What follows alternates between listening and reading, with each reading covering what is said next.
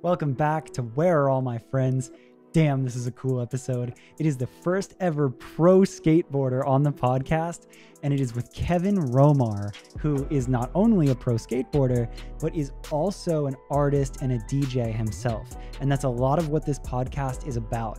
I met him super randomly, and we had this incredible conversation about the parallels of going on tour as a skateboarder and going on tour as an artist. And I thought it was so interesting that I was like, dude, would you have this conversation on a podcast? And can we talk about all this? And that's exactly what we did. And then we talk a lot about his career as an artist and as a DJ. He's Hopsin's DJ, who is a huge rapper, and he's also been making a lot of his own music. So a first for Where Are All My Friends and a personal favorite. Let's get into this one. It's cool.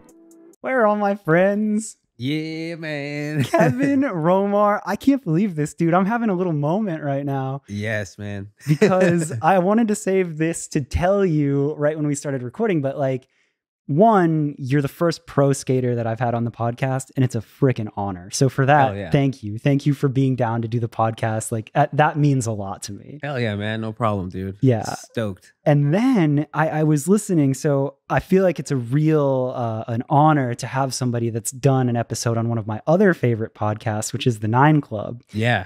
And I'll preface this with, I don't really want to go too deep into your come up story because you did such a great job telling that story on the 9 Club episode. So anybody that doesn't know you, that episode is out there. It's amazing. It's been told like how you came up in skateboarding, and it's so damn cool. But what I wanted to get into with this is you're doing so much in music now.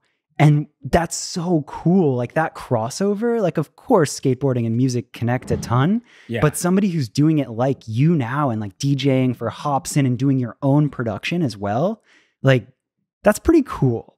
Yeah, man. It's blessing for sure. I don't even know how this is happening, but it's cool just to like see it and see the, fruition of what I vision come to life. So we're here. Yeah. But like with that, it's just cool because like in all of the skateboarding podcasts that I've listened to, like I grew up skateboarding, but quickly got into like cars and music. So like I just wasn't good enough to like go pro or am or anything. And I knew that. Yeah. But I've always kept up with it, and I've always like watched from afar.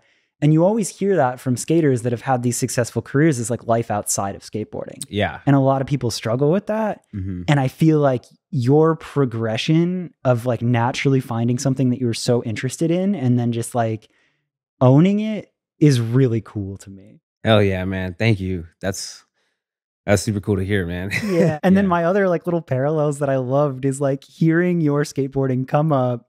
My first ever skateboard was a Powell board. Nice. Then followed by a blind board. And like blind. So many of your sponsors and so many of like, I only skated SXLs. So like I heard like your come up in skateboarding. I'm like, I know all of those things.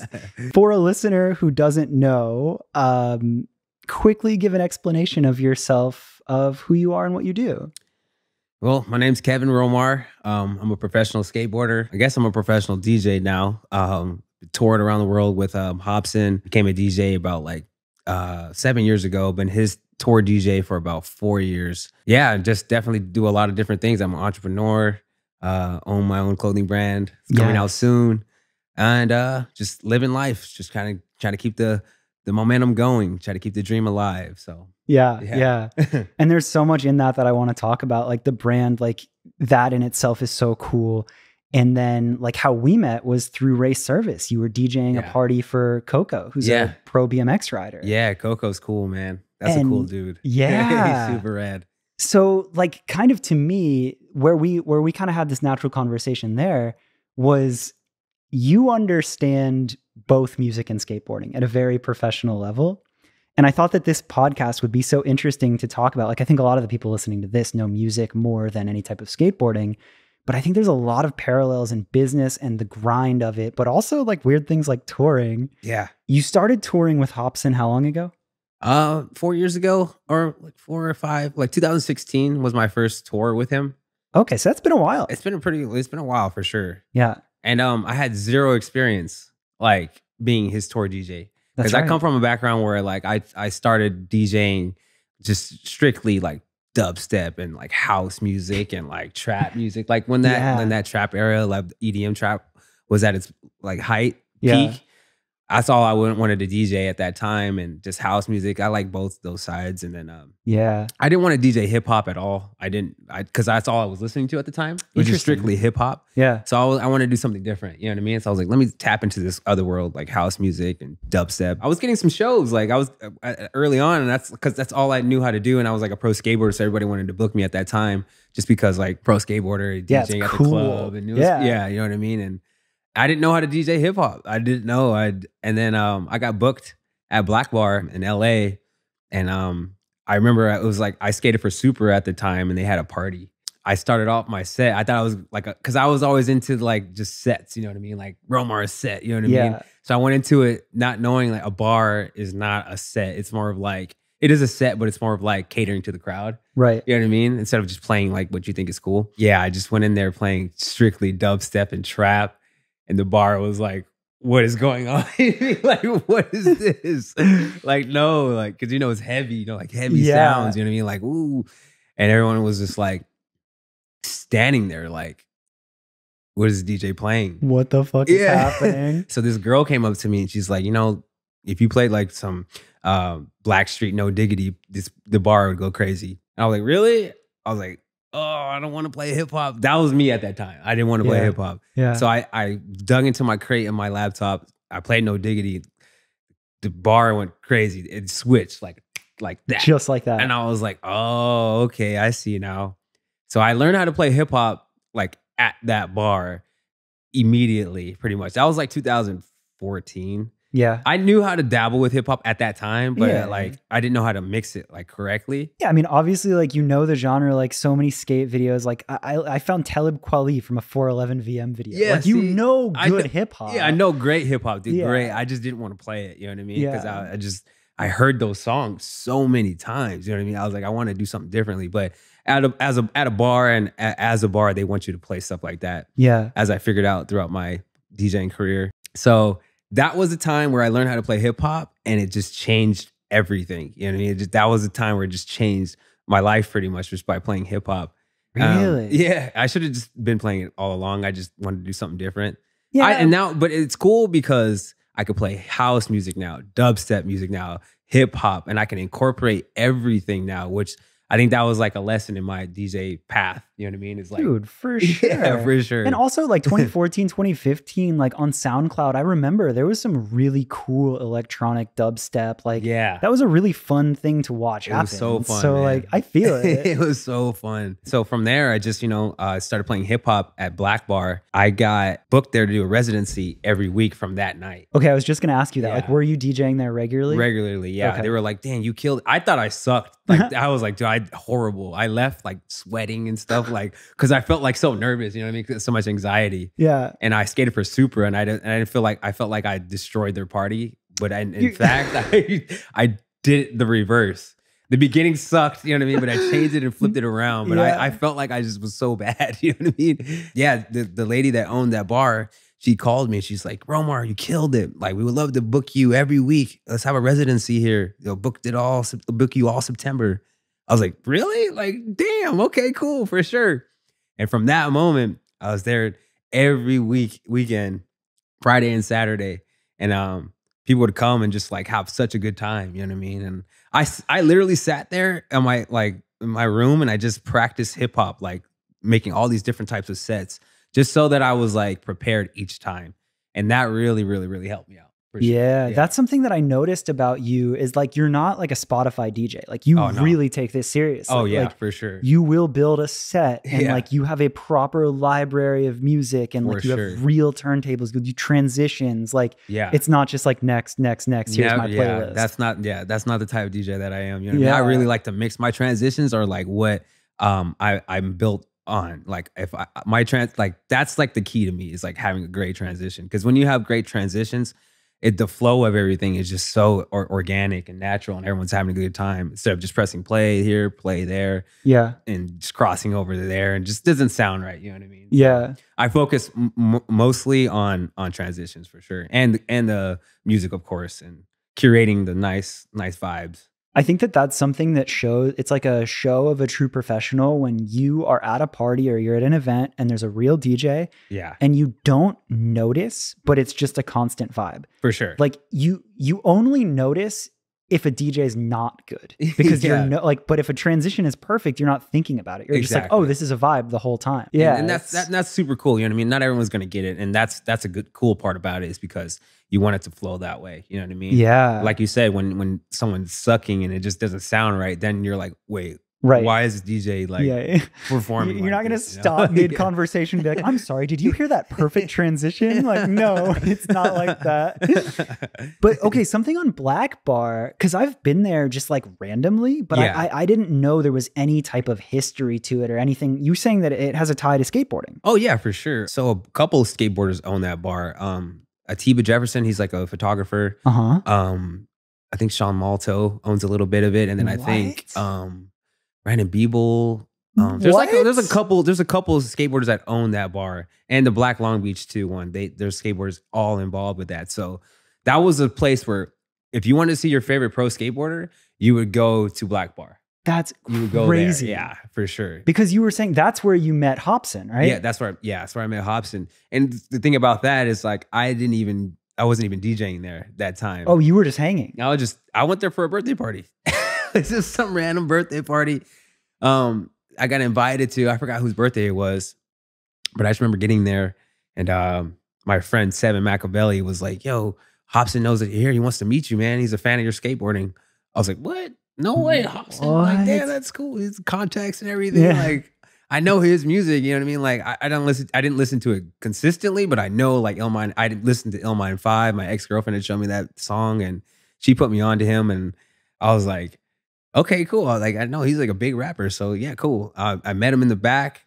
I said what up, shook his hand, and then we just talked about skateboarding, bro. Like the whole night, just skateboarding and music. Yeah. Kind of like we're doing right now. It was Yeah. like we vibed out, and then he was just like, yo, you're cool, man. I was like, you too, man. Sick, Hey, man. you too. He's like, I gotta go, man. I'll see you later. I was like, all right, cool, man. Peace. And then literally like the next day, Yeah. I got a call from his manager, and she's like, hey, or actually before that, let me go back a little bit. Yeah. I got a DM from Hopsin on Instagram. Yeah. He's like, yo, Romar, like it was cool seeing you last night, man. My DJ just quit. I know that you DJ. Like, would you want to be my DJ for touring? And I hit him back like instantly. Like, Instant. hell yeah, man. Like, yeah, let's do this. Yeah. He's like, cool, man. I didn't know what you're going to say. He's like, I was kind of nervous to ask you. I'm like, Hopsin's nervous to ask me to be his DJ? That's so weird. Like cross, like, you know, Yeah. parallels. Like, well, I'm nervous to even say yeah, in a sense, but I'm stoked. Right. And he's like, yeah, I'm gonna get my manager to call you right now. She called me like literally as soon as I hit that enter button to say, cool, man. I got a call right away. It's like she's on standby or something. Yeah, like enter call. What? Yeah. And she's like, yo, hey, Romar, it's cool to meet you. I'm like, cool to meet you too. And she's like, so I guess Hopsin wants you to be his DJ. What's your plan in the next couple of weeks? We got a big show coming on. I was like, oh, really? She's like, yeah, it's like with Ludacris and B.O.B. She's like, you down? I was like, yeah, for sure. But I didn't tell her I didn't have any experience with stuff like that. Yeah. I was just like, yeah, cool. I'm down for sure. Yeah, hung up. The deal was sealed. And then we had a show in like the next 2 weeks with that Ludacris and B.O.B. and I forgot, there was like huge openers. Like a big festival openers. type thing? It was like a festival, yeah. Yeah. Not openers, but like they were like the huge artists. The lineup was just crazy. And he was like the second to last headliner. Oh, wow. I think Ludacris was after him. Wow. So y'all got treated well. It was treated well, yeah. But I was so nervous that first show Yeah. because I didn't have any mic work. I had no idea how to use the mic. Oh, You know, with hip hop shit. performances, you have to like get the crowd psyched before they come Yeah, on. You got yeah. to- Like it's more than just the music. Yeah. Like you're amping up the crowd. You got You're to the amp hype them up, man. right? You got to be an MC. And I had no idea how to do this. I'm like, I don't know. Like, I was calling my sister like before, pacing back and forth, like, oh, I don't know what to do, man. I don't know. I'm scared. You know what I mean? I felt like there's so many Yeah, like, on the emotions. mic, is everyone excited to listen to live music tonight? So like, I'm like pacing back and forth, like, how am I gonna do this? I have no idea how to bring anybody on stage. And then I asked Jamie, like his manager, was like, what did the last DJ say to bring him on stage? And she's like, oh, so what you say is, you know, are you guys ready to see Hopsin? And then you do a Hopsin chant. So you go, I need this side to say hop, and then this side to say sin. And you go left side hop, right side sin, and then you go hop, sin, All right. sin. And then you bring them out, you know what I mean? But I was like, okay, let me figure this one out. So I got on stage when it was time to perform, and I was like, all right, I think I got this. You know what I mean? I think I got this. I get on the mic and I'm like, are y'all motherfuckers ready to see Hopsin? You ready? And everyone's like, ah! We're gonna do it like this. I was like, when I say hop, you say sin. Hop, sin, hop, sin. And then I had like it going, and my brain just like fully opened up. Just like adrenaline. Yeah, in everything. It just so like, you owned it. Like I owned it. Yeah. I was like, whoa, I can't believe I just did that right now. I was more shocked on that than the actual like show, to be honest, because I was like, it really did something inside of my like persona of like, you could do anything, you know what I mean? If you just, I got thrown into the like, thrown in right away. You know, just opened up so many creative things in my head. And then I was like, wow, okay. And then I saw Hopsin rock the show, and, you know, I was thinking back and forth with him. And then, you know, I got some tips after that for sure. But that was like a beginning of like, okay, let's do this. Oh my God, Let's that's go. amazing. Yeah. Dude. Okay. And like that, this is where I think it gets really interesting too, is you come into this world of music, and that's a pretty crazy, like to be in a festival with those names for sure, as you're like, here you go, figure it out, is insane. Yeah, a lot of people that get into music, like, dude, you start touring in a van and you're playing to like 200 kids if you're lucky, and it doesn't matter. Yeah. For you, what was your impression? Like, you go from having this career as a pro skater and you're thrown into this world at a very high level. Yeah. Did it feel like, could you instantly feel similarities? Or like, were you like, oh, this is like this? Or like traveling with an artist, like, were you just like, oh, this is it, I'm in? Like, what did that feel like? What were the thoughts? Like, you get off that stage, you're at the hotel or whatever. Yeah. Like, what are you thinking about after that? Dude, I was just like, it's like a performance, you know? It's different than like with skateboarding, you can do demos, and, you know, you go to a street spot and you're trying to land a trick off these stairs. It's performing in itself, but you're more like working out in a sense. Like, you're throwing your carcass downstairs and stuff like that. Hopefully you land a trick. It might take hours, you know what I mean? With DJing, you're performing. You're giving your heart and soul to people. You know what I mean? You might not notice it from the DJ side because you're more focused on the artist. Yeah. But the DJ is giving the same type of energy with like performing. So it's a different type of, you know, level, I feel like. So that's why it opens up doors in your brain from both sides, I feel like. Yeah. Because you're giving your heart and soul skateboarding, and then you're doing the same thing with DJing. And it's super cool to witness and to do all that, you know what I mean? Because I'm watching him at the same time give his heart and soul performing, and everyone knows his words and lyrics are singing along, and they're just like, it's just a whole nother atmosphere. What about the parallels of touring? Because skate tours are very regular things, right? Like, you go out on tour to film parts and to do promos for things like that, right? Yeah, for sure. Is that like Ford Econoline 15-passenger van, go tour the country? How long are you out? Like, what is a skate tour like? Because I only know music tours. These skate tours and music tours are totally different. Yeah. Whenever I explain it, is just because skate tours, you're consistently skating like nonstop. You may wake up at 9, 10, or maybe earlier if you really want to go skate like a specific spot. Yeah. And then you're out all day. If you don't skate the spot somebody else's, and you're just kind of hanging around watching them try to get the trick. Yeah. And you might go till like 4 in the morning. Yeah. Oh my God. Skating every day. Oh my every God. day. So it's like you're working nonstop. You know what I mean? You're always skating. Do you have like a tour manager, or like somebody who like finds the spots, or like? Yeah, for sure. There's a tour manager, but there's also like, so if you go to a different country or a different state, there'll be a tour guide. So they know all the street spots, all the skate parks. They have a phone, like in their phone, they have all the street spots. So you can just look down and scroll like until you find the right spot that you want to skate. And then you're like, okay, that spot's cool.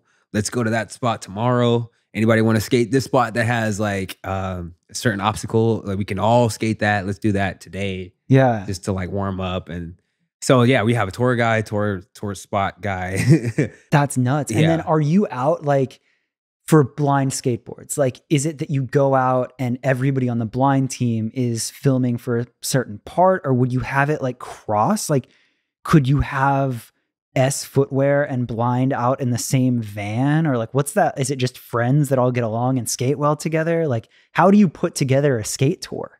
So usually it's like, so if I'm riding for Nike or Super, whatever these companies may ride for at the time, you're all together. It's the team. So we'll all pack into a van and we go to the street spots. So it's specifically the team. Okay. So okay. you won't wouldn't have from the like, crossover. you won't crossover from blind to Nike, because usually it doesn't work that way in skateboard world. Yeah. Yeah. I love asking like all these like dumb skate questions. I'm so fascinated. It's like if you were to get it. like the Warriors, right? And then you get like the Brooklyn Nets, you wouldn't put them in the same. Yeah, you wouldn't be like, all right, get on in here. Yeah. I'm sure they would love to do it, but it's like they're like enemies, not enemies, but they're like, you have an allegiance to your team and you're going out as that team. I mean, you were pretty good at skateboarding by like 14, right? Like how early were you getting in vans going on tour? Probably when I was 16. Was like, no, earlier than that. Yeah, it was like 16. Like 2008, 9. So that becomes like your college of life. Yeah, for sure. That's where you learn. Yeah. Learn how to really, travel, you know what I mean? Like take your own flights at that early age. And figure out the terminals and all that stuff. Yeah. That I think is a parallel that is exactly the same in music. Because I started touring when I was like 18. Oh, really? Yeah. And that's like, it's not like you have parents, or it's not like you have like this like authoritative figure that like takes care of you. Like, it's just like, all right, get in the van, figure it out kind of thing. And like, there's tour managers and stuff like that. But like, I think that that's such a formative thing. And I think a parallel that I love in music and skateboarding and a lot of these creative careers is like, you're forced to learn the feeling of being an entrepreneur and like learning business and learning how to talk to people and learning how to travel and understand these different cultures. For sure, yeah. And like the discipline of like learning a trick or like mastering your instrument. Like I think there's a lot there that forms something in people that I don't know what that is, but I think it's really special. And I was curious if you see that in both. Oh yeah, for sure. That's why I'm doing what I'm doing now. You know what I mean? It's because of all those things that you just said. It opens the doors, it opens the path of your mind. It's like, you got to really, pay attention to all those, lessons that traveling and getting in a van teach you. You know what I mean? Yeah. You really got to do something with that. Because it doesn't happen to everybody. You know what I mean? No one understands that experience a lot. And once you do, find that experience, you're like, oh, okay, I see why he's that way. You know what I mean? Yeah. Yeah, because like I would also imagine there's some amount of that. Like in the early days of touring, you're not signed to a label. Like I think you're always chasing, like when you're a young band or artist, you're always looking to get like management, a booking agent, and a label. Or at least that's kind of how it was. It's shifting a little bit. Yeah. But you were going out, taking that risk to prove yourself and perfect your product. And I feel like it's also like that with skateboarding is like you need to go get parts and tricks to put together a part to then get sponsors. Yeah. And then if you're lucky, sponsors pay enough to pay your rent. But it's like you're really betting on yourself in the beginning. Exactly. And there's probably a lot of people that don't make it. Exactly. I think what I read on Google, like you type it in, like what is the percentage of becoming a professional skateboarder? Oh my God. And then the answer is less than 1%. Stop, really? Yeah, less than 1%. So you got to think about all the millions of people that skateboard. Only a less than 1% percentage of skateboarders make it to become a professional. Yeah. And then that's not even saying like, oh, the sponsors will pay you enough to survive, because there's a lot of, it's hard. Any industry with like becoming a professional athlete, you got to take it serious. You know what I mean? Yeah. Because it's a short-lived career if you don't take it serious. But yeah, a lot of sponsors don't pay it a lot like they used to. So right. You really got to like figure out what you're trying to do, pretty much. I would even say that skateboarding is one of the harder ones. Like you compare it to athletes and it's like, at least with football and stuff like that, like it's like, cool, you have a high school where you can practice, there's scouts, like you kind of know, you put in the hours, like you do that, you can go from high school to college to NFL. Like there's a very clear path. Exactly. I'm sure there's things that I don't know, Yeah. but with skateboarding, there's so much more than that. And something that you said in your 9 Club interview that like, you said it so casually, but I was like, that says so much. As you were talking about, because it wasn't until you were 21 that you went pro. Yeah, 21, I think so. But basically 7 years of doing it very seriously and having some amount of like am and flow to the point of pro. It's a long ass time. I was skating since 2007. Oh no. Dude, it took me, I don't even remember the years anymore, but like it took me about 11 years to turn pro. That's crazy. Like I think about that as like an artist. Like if you're an artist and you're unsigned or you're trying to like get to that spot where it's a professional career. 11 years of that? Like, oh my God, the persistence. They say it takes 10 years to, you know, master your craft and become something of it. And that's, for me, that's what happened. You know what I mean? And that's pretty much a statistic in all of skateboarding. Really? It takes a long time to become pro. There'll be your guys that turn a little pro earlier, but it's usually a long process because you do got to go from flow to amateur to become professional. And the companies have to decide if you're ready. I was supposed to become pro earlier, but like companies work together. So if you want to have like a pro board, pro shoe and all this stuff, they all have to work together. So it creates this marketing thing so that it all comes out at one time. Dude. So now everyone, it's like the image of you is just bigger. That's like scale. Artists won't drop albums. Like artists will only drop singles and EPs until they feel like they're ready. Like it's a big deal as an artist to drop your first full length and you want to do it like you want to time it and save it. Exactly. Because you only get that one. That's crazy. It's exactly the same. Oh, I like these parallels so much, dude. It's so interesting. Yeah, for sure. Yeah, it's exactly the same because I was supposed to turn pro in 2009 or 10. Yeah. But I had to drop this part. It's called Blind. This is not a test. It was like my debut part for blind skateboards. Yeah. And then they wanted to turn me pro right then and there. Yeah. Oh, but then shit. I had gotten, I went from S to Supra. Yeah. So that kind of changed the whole marketing of everything. That's so I had to like build from Supra for a year, went on all these tours across the world and everything like that. And then finally it was enough to where it was like, okay, Romar's like solid on Supra, solid on blind. Now let's turn him pro. And then I had this big old pro party and it's called the Red Room in Long Beach. Yeah. And then it was all worth it. You know what I mean? Like I'm glad I didn't turn pro sooner, even though the kids wanted me to turn pro sooner. I had to build so much momentum. And the kids knew me before that too, before that blind part. But that like changed my whole career because the longevity is still there. Like people will come up to me now and be like, oh, I saw your part 2009, 10. That's what changed my skateboarding forever. Dude, I have a question in real time right now where I'm thinking about this. So like turning pro is this crazy amount of validation. It says like, I did it. Like I put in the work. I'm vouched for. Like this is real. Yeah. I wonder like, a lot of times artists, and again, it's kind of changing because you can do so much more now unsigned. Yeah. But like getting signed, especially to like a major and especially a couple of years back before you could do stuff less or more as an independent artist. Yeah. That was the most validating thing. It'd be like, oh, did you hear X artist got signed? Like they got signed to X major or something. And it was like, oh my God, like you're famous. You did it. Yeah, for sure. But something that I saw in the music industry side is once you're on the other side of that, and granted, the first time I experienced it, we were signed to an indie, so it wasn't like, oh my God. Yeah. But still, all of the friends and everybody's like, holy shit, you guys are signed. That's so crazy. And then on your side, it's like, okay, cool. Actually, nothing changed. And now we have to work twice as hard to prove that we're worth it. Yeah. Is that similar in skateboarding as well? Oh my goodness. Every time you switch a sponsor, you have to do the same exact thing that you just said. You have to work twice as hard.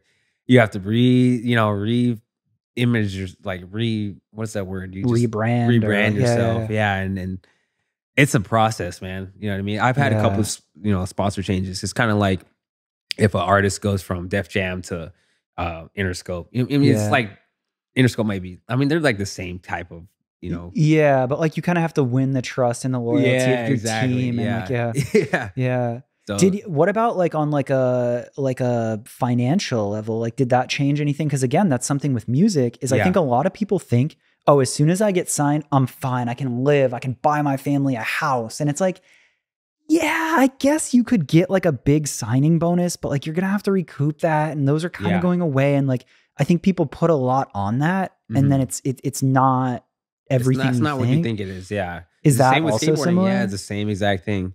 Like you get pay cuts here, you know, pay cuts there. Yeah. And you gotta like figure out like where else can you go. You can see like a sponsor's like your demise of that company, like it's going away. So you gotta figure out something else. And that's a tough part, you know what I mean, with skateboarding, because you're not taught this. Like you're not taught this at a young age. You have no idea, and unless you have a manager. This isn't the sport. Like this isn't getting your tray flip perfect. Like this is part of it that you have to know. Yeah. But it's business, it's politics, it's communicating with people. Exactly. It's money and dollars and negotiations and percentages on. Exactly. Yeah. And that's the tricky part, like learning all that. And you know, and I've had a few sponsor changes where it's just like kind of like made me feel bitter in a sense sometimes, where I'm like, dang, I put so much energy into this company and they just kind of like threw me away like that. Like that's crazy. You know what I mean? Oh, dude. Yeah. I mean, that's getting dropped on a label though. Exactly. Yeah, for sure. And you got to figure out something else again. And you're like, okay, you got to have a strong, you know, skin for these type of industries for sure. Dude. You got to have thick skin for sure. Dude, I think that's so interesting, the parallels, because I would hope that a conversation like this to anybody that's listening is encouraging. It's just like, if I'm going to chase the thing I love, everyone deals with it. Any industry, like, but that's fun. I think that there's like a hopeful side of it, and there's a lot you learn. Like there's this entrepreneurial understanding of business, college of life that you experience, that now I see what you're doing. And it's like, you've been able to make your own clothing brand. Yeah. And you've learned how to brand yourself as an individual. Yeah. And you've now taken those things and you're able to go into this whole other career and do it well. Yeah. And that is what I think is fucking magic. Hell yeah, man. Thanks. So, I learned, dude. I learned from the whole business side. I'm still learning, you know what I mean? But I watched these companies make so much money from an individual that puts their heart and soul in these things. And then once you've done all that, they don't need you anymore. Not all the time, but that's what happened in one case with one sponsor, you know, and you're just like, all right, cool. You know what? Like I see what you guys did. I don't need that anymore. I can make my own company now. I want to do it now. I want to see how it works from my side, because I saw how you guys did it. You watched how you branded me. Yeah. Now I can brand myself that same way. You know what I mean? Yeah. You know, and reach kids my way instead of doing it their way. And that's why I made world premiere. Dude, that's so cool. And I think like something else that you said, because I want to like deep dive into world premiere. Yeah. But you said something very specifically on the 9 Club interview of like, you realized that you're like how you present yourself and branding. It's more than just being great at skateboarding. Yeah. To like get these opportunities. And I feel like you said that so casually, but the way you said it, I was like, this dude thinks about this. Like you're very aware of the outside bits of branding and perception and how you put things together. Yeah. Have you been able to apply that now? Like, do you still think with that? Like as you are Hopsin's DJ and as you're building a brand, like has that been something? For sure. Yeah. I definitely keep that in mind, because, you know, that's what people see at first of you, is your first impression. Yeah. And what made them like you, or what made them see something different in you, whether it be an afro or whether it be your hair, whatever it may be. But as silly as that is, that's real. It is. Yeah, exactly, bro. Yeah. And that's what made me a professional skateboarder, to be honest. So, you know, I was skating for such a long time, like grinding. I was coming out with these parts and things like that. Kids would know them, but like these brands weren't, they weren't like attaching to me. Yeah. So I was like, what do I need to do to like fix my image? So at an early age, I was like, let me grow out my hair and see what happens. I had a bet with my friend Alec, and you know, it changed everything. Once I started growing it out, like I had a little fro, but people were like, oh, Romar's growing his hair out. This is super cool, man. I was like, really? That's all I needed to do? You know what I mean? And then they would market that so heavy on all these boards. And it was just like, Romar's fro is this and that, cool, blah, blah, blah, blah.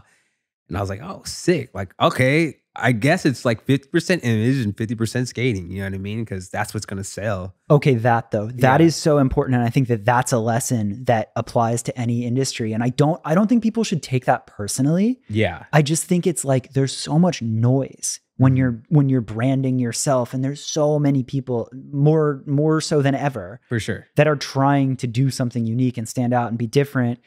And if somebody like, you have maybe like 5 seconds of a first impression. Yeah. So like, what is that first impression? Do you tell your story? Do you present yourself in a memorable way? Yeah. So I don't think that that's like, it's kind of a bad thing, but I think that it's just something that like, if you're aware of it and you can use it to your advantage, then good. Yeah, exactly. And I think that you've done a great job of that. Thanks, man. Yeah. Yeah. I think it's just about being unique. You know what I mean? You don't have to forcefully do it. Yeah. You just got to be unique in your own way. Yeah. And I figured that out. Is like, you just got to stay true to yourself, and being unique is all that matters. You know what I mean? And stay true to yourself.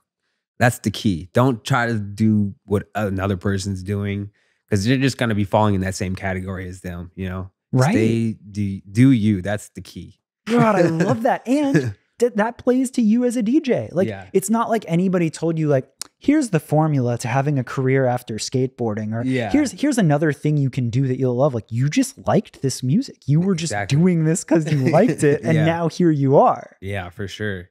And yeah, I mean, DJing, and that kind of just fell in my lap in a certain way. Me and my sister used to have little mix battles when, you know, cassette tapes were like the thing. Yeah. And we used to just go on the radio and just press record and see who had the best mixes at the end of the day. We used to battle each other. And that's kind of how I got my mixing taste, just from the ear, you know what I mean? Just putting it on a cassette tape. Dude, I feel like I didn't go as deep as you, but I remember the feeling of you get the stereo and you like, he can hit record and you wait for the radio to play your favorite song so you can record it. So you have it. Exactly. Yeah. Exactly. And that was fun, you know, it was super cool. I didn't think anything of it. I was just like, I'm pushing record on a cassette tape. That was the thing, you know what I mean? That before burning CDs, I used to sell burned CDs at school too. That was also a mixing taste. And the writing was on the wall. Writing was on the wall, and then, like, you know what I mean? I got a controller, and I just messed around with it and started learning how, you know, equalizations and, you know, all these transitions and stuff. And then it just started to work out in a way where I was like, cool, I think I can do this. Dude. Yeah. I'm still on my path though. I'm not like this crazy DJ track type guy, but. Well, that's what's exciting is like, I could sit here and be like, I could pretty confidently say, like, you made it as a professional skateboarder. Like, you did the thing, you got the real sponsors, you've toured, you've had your crazy video parts, all that. Yeah. But what I like, that's awesome. Like, that side of that story's been told. Like, I'm excited to talk about you as an artist, because that's this whole wave of you like having success, but you still have so much to build. So I mean, I produced some songs, you know, I got into producing. Yeah. I got brought up by my friend Dak Janels at Hard Summer Festival. Yeah. Oh shit. And he brought me up and we collabed on a track, and I got to perform a track of mine and his on that stage. And it was like so many people, man, something like huge crowd. Yeah. And that was like, you know what, man, I really like this side. You know, I like this. This is dope. I want to be able to perform, because I perform with Hopsin as a DJ, but when you get to play your own track and you get to see people's reaction from it, mosh pits and all that stuff, I'm like, dude, this is where I want to do right now. So you had another level, like that feeling of the Hopsin, like when you got the crowd going on that first show, and you're like, oh, like you had that unlock again. When you're like, oh, this is my song. So tell me about that. Like, I really want to hear about this. So like, cool. You DJ, you tour with Hopsin. You also DJ a bunch of other stuff for cool friends and all that. That's awesome. You're great at it. I gather that you are working to be more of your own artist and a producer as well. Yeah. So where are you with that in your career? And like, what are you looking at? Like, what are some goals there? Like, what have you been working on there? I've been working on a lot of music. Not lately. I've been more focused on DJing, but I put out some tracks before. I go by Romar. Okay. And it's been like dubstep and stuff like that. And I'm more on the house side now, like more like bass house type of thing. Yeah. So I'm just putting together, you know, tracks that I like, and then, you know, creating from that, and then producing and trying to create my own artists separate from, like, you know, I love Hopsin to death, but I want to like create Romar as like the artist, so that it separates, you know, oh, you're Hopsin's DJ to just Romar. Yes. And that's where, and you can play your own sets. I can play my own stuff right now. Yeah. Yeah. Because I've been getting booked to do a lot of house sets lately. And I've been playing my edits and like my, some of my originals, and I've been watching people go, you know, crazy over them. So, oh, that's actually kind of cool. Like, that's a little bit of an advantage. Like, you like, cool, you're DJing something. Like, just throw it in there. You know, I don't say anything. I just kind of like, you know, test the waters. Yeah. Like, okay, cool. I like this path right here. So do you think like, is that like a perfect world scenario? Like, I'm curious because you're at this spot now where you really can build this career in a way, like you've learned so much about branding. You have the association of Hopsin. You can still skate. Like you're at this spot now where you can kind of do what you want on your own terms. And that's so beautiful. Yeah. So like perfect world, are you going on your own tours and fully doing like playing your own music, like your sets? Are you producing for other artists? Like, are you making beats and tracks for other artists and writing with them? Like, I feel like you can kind of do anything you want right now. Yeah. See, where I'm at is like, I've done everything myself. Yeah. I've gotten booked by myself. Like I haven't really had any help Crazy. with getting these gigs, man. So it's Crazy. like right now, I think it's just building and trying to find like a booking agent and stuff like that to pursue that side of it even further. Yeah. Because I've been getting, you know, gigs like solo, and if I had that help, you know what I mean, to get to that next level, I think it would be solid, you know what I mean? But I mean, I take things like as it is, like slowly, you know what I mean? I don't want to go jump in too fast, even though I know a lot of it already. Yeah. I like to like organically build it, and I'm sure on the path, like somebody will come along, like, and hopefully, you know, help me out with that shit. But for now, it's just like, I'm still learning how, you know, all the plugins and things like that, you know what I mean? That producing side it's a lot, you know, time consuming. Totally. I have like so many other things going on, you know, brands and this and that. So focusing, producing is like, you need to put all of your time into that, you know? Do you think though that you have an advantage, like something that I always come back to, like skateboarding taught me the fundamentals of life. Like if it weren't for getting in vans and touring and skateboarding, I wouldn't have like the grit that I have. Yeah. But I remember dropping in on my first quarter pipe. Yeah. And it was the scariest feeling because if you don't fully commit, you're going to fall. You have to full send it. You have to. And that is that not representative of life? Like if you think about that? For 100% facts.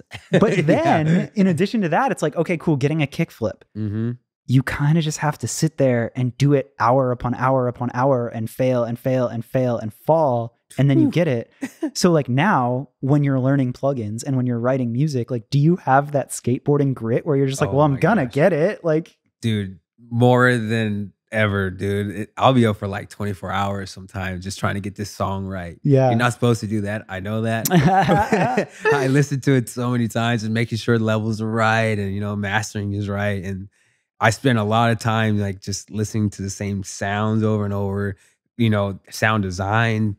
I'm just like, it's a lot, man. But isn't it that like, do you get skateboarding brain with it? I get it. Like, yeah, for sure. Yeah. I spend so much time learning all of these things. That's why like I take the craft so serious, you know what I mean? Because I put all these hours into it. Yeah. And then I see the benefits from it. When I put stuff on SoundCloud, I'm like, dang, it did that many numbers. I mean, it's not like the most insane numbers, but it's enough for me to be like, it motivates me. Yeah. Like, oh wow, people are liking this, you know, cool. Yeah. I put all these hours into making this song, and now these people like what I made. Cool, dude. Like, let me keep this going. Yeah. Yeah. Another like thing that I really wanted to specifically talk about is the brand. Yeah. Because that's something like a lot of people can just start a brand, but from what I've seen of what you're doing with this, it looks so damn good. Thanks, man. Tell me, like, explain to me what's gone into this, because it's not even out yet, right? It's not out yet. Nope. Talk to me. Fill me in. Really soon, though. Okay. Yeah, I've been working on this brand for about a year. World premiere. World premiere. It's my clothing brand. Yes. No one else. No, I was kidding. Yeah, I just been working on it for a year, getting everything in production. It's finally made. Yeah. Gonna get all these videos and stuff, content done. Yeah. But yeah, I was thinking of something during COVID, like quarantine. Yeah. The height of COVID. And I was like, I need to do something that's like representing me. Yeah. Because I built so much. You know what I mean? I want to become more of an entrepreneur. Yeah. Let me do something. I had this idea, but I couldn't put my nail on the like I couldn't hit the nail on the head completely. I was like, okay, cool. I think I got it. And this world premiere came on the TV somewhere, and I was like, that's freaking sick, man. Dude, like that's so tight. I wanna, that name. Yeah. I trademarked it and everything. No one has it's world premiere brand, but I just marketed it as world premiere. Yeah. And then yeah, my homie Hugo came up with a bunch of cool designs for it. I was like, I gotta have a message behind it. So the message behind world premiere is the journey is everything. So what we've been talking about this whole time is the journey, how to get to somewhere. You know, you have to go through all these paths and all these crazy obstacles and speed bumps and everything to get to your world premiere. And once you finally get there, you're at the red carpet. You know what I mean? It's up to you to take it wherever else you want to go. But that's the message behind it: is the journey is everything. World premiere. Bow. Dude, I am obsessed with that. It's funny because like you just took my feeling of like why I love doing this podcast and I love hearing those stories, and it is that journey and it's what you learn in that. And you just said that in like 3 minutes and I'm like, damn, you kind of just fucked me up there. That's it. Like you just said it. I can go home now. Like, what am I? We're done. Yeah. So that's my marketing behind it. I think it'll stick to a lot of kids because everyone has a journey. You know what I mean? You've had a journey. I've had a journey. You know, everyone has their specific road they have to go to get somewhere. You know what I mean? And everyone wants to have a world premiere. You know, everyone wants to be on a big stage to their degree of whatever it may be. Yeah. And I think it'll catch on. And I'm stoked for it to come out and seeing people's reactions to it because it's gonna be fire. Dude, I'm like extra stoked on that. And then like for branding and for like, because you now are in these two worlds that are similar, but not, they're very different. Yeah. Like, do you, like when it drops, like, will you go into like the skateboarding world and hook up the friends that are skateboarding and like flow clothes to some of the kids you believe in? Yeah. Will you put it on artists? Like, have you thought about that? Like, what world do you want it to live in? Or is it just like, yo, like if you're chasing your journey, fucking wear it. Like where it doesn't matter who you are. It's a little bit of both for sure. It's a little bit of both. Starting small first and then, you know, see where it goes from there. Have like my own e-commerce site and everything, but I definitely want to keep it skateboarding. Yeah. But I also want to cross over into music and everything like that and see where it goes from there. Yeah. Because I'm always going to be 100% skateboarder. That's like me. And then music is like there as well. Mm-hmm. So to have both of those, you know, avenues, I think will help a lot because I know DJs that want to close. I know skateboarders that want to close. So if I can just open the doors for all of that, it's just, you might be able to become a record label or something. You know what I mean? I don't know. It could be clothing, music, skateboarding, fashion, everything. You know what I mean? So I'm not trying to stick to just one specific lane at all. I think that is also cool. And I think that that's something that in this modern age is a really smart way to look at things. Yeah. Is like if you have your own community and your own following and your own message that you really believe in, you don't really have to limit it to one thing. Yeah.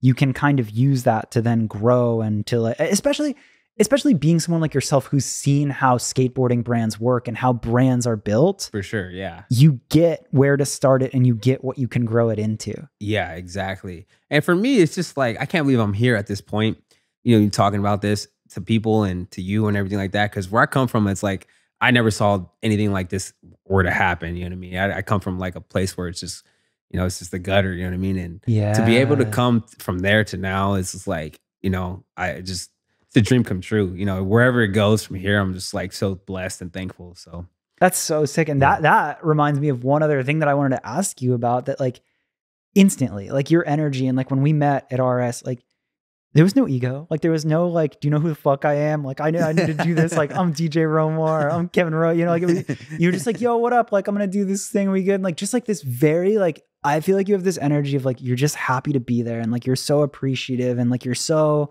it's just good vibes. Thanks. And you said something else that like on that 9 Club interview, like talking about like breaking your jaw. The day before you were going to go on a skate tour to Europe, like it's not like you've just had this easy life. It's not like you're like, oh yeah, I learned how to do some nollie 360s over stuff and life was easy after that. Like, but here you are with this like pretty like rad, thankful mindset. Like, where does that come from? Just like you said, you know, all these painful, gnarly experiences that just humbles you. I feel like, you know, it makes you understand and appreciate life. Because, you know, life, like I said, has all these speed bumps and twists and turns where you're just like, whoa, why did that happen? Yeah. And you got to like really understand your life. I feel like you got to really, you know, appreciate your life. Because I could have died from that injury, from miniature golfing, you know what I mean? Jumping down some stairs because I won the game, you know? Yeah, like, countless sets that you've done every cool trick off of. Yeah, but I could have lost my life from that incident. Yeah. Just from being stupid, you know what I mean? And you know, if it broke a little bit up towards like I broke it here. It's like called TMJ. Yeah. But if it went up a little higher, it would have went to my brain, and they said I would have died. And I'm just like, oh my gosh, like that's crazy. How am I still here from all that? You know what I mean? And you humble yourself from that. When somebody tells you could almost die, I think that does something to your spirit. You're like, damn, I'm here for a reason or something, you know? Yeah. And sure enough, you know, like here to talk about all this stuff. And, you know, breaking that jaw though was probably the hardest thing I've ever had to go through as a person, as like myself. Yeah. Because like I had broke teeth. I went through my lip right here. You know, I had to relearn how to talk in a sense. My mouth was wired shut. It was like Kanye for a bit. Yeah. Oh my God. Yeah. It was wired shut for a month. I had to drink Oreo smoothies. Couldn't really eat anything else because like I only had this little tiny gap to put a straw through. And yeah, it was rough. And that's like in the peak of your skateboarding career too. Like you were literally about to go to Europe the next day. Exactly. Yeah. And like, that was gonna be my first time to Europe. Like never been anywhere before, and like out of the country. Had my passport ready to go. I think it was like 15, 16 at the time. And yeah, I was like stoked. And then nope, canceled. Like that. I guess I just feel that like, again, this podcast, I don't want this episode to be about me, but like I broke my leg on a tour and like had to get this gnarly surgery and was down and out. Like I couldn't walk for 3 months and it was years of recovery and like, dude. And like, now I have these moments where like, I'll go down a set of stairs and I'll be like, dude, walking's fucking tight. Yeah. And like, you just have this new wave of appreciation. For sure. But Definitely. like, I don't know. Like, I don't know if it's that one incident, but like, there's just an air about you. And like, I certainly feel that energy of just like, you're very appreciative of the things you have. Like you're not just like this entitled guy that's like, yeah, I'm fucking awesome. I can skate and play music too. Like, yeah. I mean, it's each to their own if you're that guy, but that's just never who I was. You know what I mean? I always understood where I come from. And, you know, I try to keep those, you know, those patterns the same, you know, because why be that other guy for what? You know what I mean? No one cares. You know what I mean? That's how I look at it. Yeah. I don't care if you're this big superstar. I appreciate people that are down to earth and are humble, and they, you know, they understand who they are. Yeah. And it's a respect thing, but you know, you don't take it too far, you know. I just think that like a common theme that I've noticed, or that I like to point out and that I admire with this podcast, is it's really easy to say that when you're on the bottom, right? It's really easy to be the good guy and be like, oh yeah, like just be appreciative of this, that, and this. Yeah. But then like when you do get the success and the opportunities and the chance and that actual chance to have an ego, you can see that change. For sure. Like you've now had the platform and like you've accomplished enough where that could have gone away and you could have gotten that, and it's not that at all. I mean, I've been there before. I've had a big head before when I was like 21, 20, around that age. Like I was getting to that point because I was skating for Ice Cream at the time. Yeah, dude, Pharrell. Yeah, I was on the team like Flow at the time, but I was going like I was getting all these like expensive shoes. They were like $300 shoes. Yeah, it wasn't like other skate shoes. Yeah, that was like this like elite, like what is this? Yeah. And at that time, Ice Cream was like one of the biggest brands at that time. And I was able to do anything I wanted at that time. Like people were driving me here and there. I didn't have my license at the time. They would just drive me anywhere. And I was with my friend Jacob Walder. We would just get anything we wanted. And it felt like when you have that much power at a young age, it's just like, whoa. Yeah, like, dude. Yeah. Whoa. Yeah. I had to come back down to earth at a it was like a little portion of my life, but that was crazy. And you got that early check. Yeah, then I broke my jaw. It was literally when I was on Ice Cream too. Yeah, fuck. Things happen for a reason. But yeah, that's wild, man. I remember specifically, I was getting anything I wanted at the time, and yeah, it's gnarly. Damn. Like I'm glad that you still set the example of just like humble, dude, because I think that's like, again, something that I try to do in this podcast is like, I think I have a little bit of a chip on my shoulder because when I was coming up in music, there were a couple people that were just a little too cool for me and a little gatekeepy and stuff like that. Yeah. And now as I've had a little bit more of my own success and I'm like, everyone can succeed. Like what? Like why? Yeah. So I want this podcast to be that example that like, as people come up, like I want to help people come up, but I also want to make sure the people that do come up pay it forward and like don't have that attitude. So anytime I talk to someone like yourself, I'm just like, look, see, success, cool. He's cool. Stay cool. So oh man, I still got a lot of work to do, man, and we're still going. You know what I mean? I'm like, it never ends. It never stops. You got to keep grinding. You know what I mean? Just because you got somewhere at a point in your life doesn't mean like it's over. Yeah. You got to keep going. You got to keep striving to be the best person you can be and making something of yourself. Yeah. Because, you know, you want to retire early, but, you know, it's harder for some people sometimes, and you just got to just keep going. Yeah. Something that I like to conclude the podcast with is, if you could give advice to anybody that relates to your story, or if you could go back to a version of yourself, like what I'm thinking of in my head is the you that was flow and am, like before pro, just fucking grinding. Like you were having some amount of success, but I would have to imagine there were times there where you're like, is this going to work? Oh, man. If you could go back to somebody that's at that spot that knows they have something special, but also heavily has that, like, is this going to work feeling? Yeah. What do you tell that version of you or somebody else there now? Just don't give up, man. That's what it is. You just gotta keep pushing. You gotta keep going, because there's a light at the end of the tunnel, and you gotta just remember that it's there. You know, you gotta know the grass is greener on the other side. I think that's the number one key, because I've been there before. I almost quit skateboarding because nothing was working out. I didn't have a car. I was just skating to the skate park in Long Beach at El Dorado skate park, and then skating back home. Nobody would take me home. And I was just putting in so many hours at that skate park, and nothing was happening. And I was just like, I'm going to give up. And I just kept telling myself not to give up. Don't do it. But if you don't make money in the next year or so, or if no sponsors come hit you up, I'm done. You know what I mean? Yeah. I do this as a hobby. I didn't stop. I didn't quit. I kept going. And just one day I was like, all right, I'm hanging it up.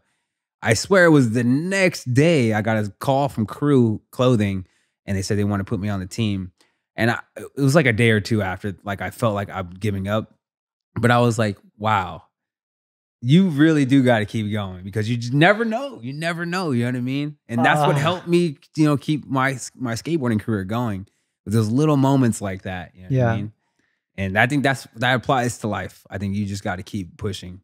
You know, maybe there's also something in that of like, we can't be blind to those blind, no pun intended. But like those, like the little like nudges to keep you going, like how easy it can be now to see like the highlight reels of Instagram and all that. Yeah. But like, maybe it's not the call from Crew, but how many times are there those signs in life of like that marked improvement or level up or reach out in whatever you're doing?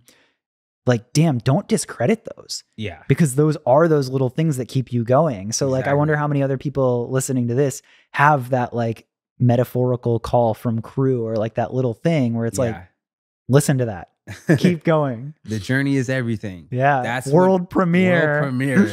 And that's why, you know, you gotta take every portion of your journey, and you gotta really appreciate that. Those are going to teach you the life lessons of yourself. It's going to build character. It's going to build you as like a person, because you don't want to forget about those moments. You don't want to forget about the times you struggled and, you know, you were going to quit. You want to remember those so that it keeps you motivated and pushes you to come to the best version of yourself.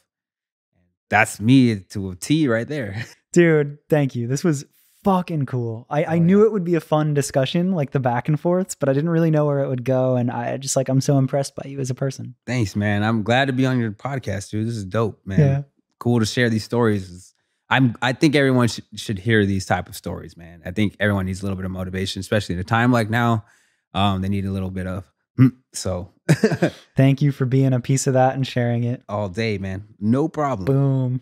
There you have it, the legend Kevin Romar. I'm so impressed by him. I was so honored to have him on. He could have just stopped at a pro skateboarder, but no, he had to keep going, and everything he's doing was so cool.